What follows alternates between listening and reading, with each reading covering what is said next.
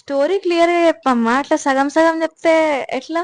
Okay, నువ్వు పూర్తిగా వింటావా? ఓపిక ఉన్నదా? మరి ఒక ఉంది. స్టోరీ ఉంటది, ఏమి లేదు. పూర్వకాలంలో వృంద జలంధరుడు అనే భార్య భర్తలు ఉంటారు. బృంద కాదు, VRUNDA, వృంద. వీళ్ళిద్దరు వైఫ్ అండ్ హస్బెండ్ అన్నమాట. ఆమె చాలా చాలా మంచిది.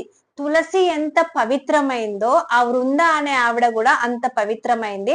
ఆమె భర్త ఆయుష్ కోసం ఆమె పూజలు చేస్తా ఉంటది, అంటే ప్రాతివ్రత్యం అంటారు దాన్ని.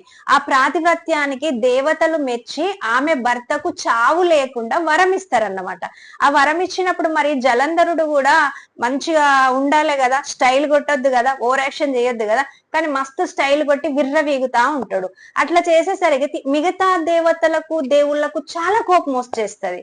ఆ కోపం రావడం వల్ల ఏంటంటే హరిహరాదులు అంటే విష్ణువుకి పరమేశ్వరునికి చాలా కోపం వచ్చి ఎలాగైనా అతన్ని చంపేయాలి. ఎలా చంపేయాలి, ఆమె ప్రాతిపత్యాన్ని ఎట్లా డిస్టర్బ్ చేయాలి అని ఆలోచిస్తారు.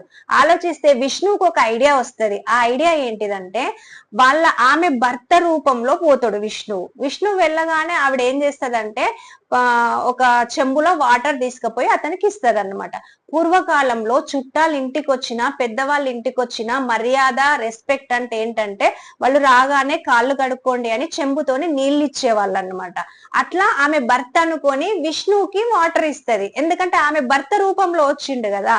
అట్లా ఇచ్చేసరికి అప్పుడు ఆమెకు తెలుస్తుంది తర్వాత, అరే ఈయన నా భర్త కాదు అని చెప్పేసి. ఎప్పుడు తెలుస్తుంది అంటే ఎప్పుడైతే వాటర్ ఇస్తాడో అప్పుడు ఆమె వ్రతం భంగం అవుతుందో, ఆ భంగం కాగానే పరమేశ్వరుడు ఏం చేస్తాడు, జలంధరుని చంపేస్తాడు.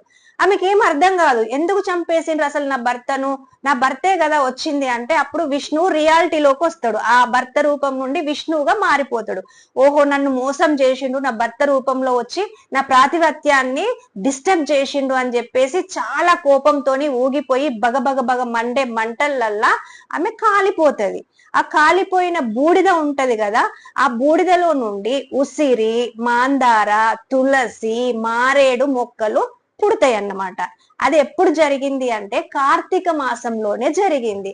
ఆ కార్తీక మాసంలో జరగడం వల్ల తులసి కళ్యాణం అనేది కార్తీక మాసంలోనే చేస్తారు. ప్రతిరోజు తులసికిగా ఆ కార్తీక మాసంలో పూజ చేస్తారు, ఆమెను శాంతింప చేయడానికి, ఆమెకు గుర్తుగా అన్నమాట. ఇప్పుడు అర్థమైందా ఎందుకు పూజ చేస్తారో? మరి అర్థమైంది. ఓకేనా?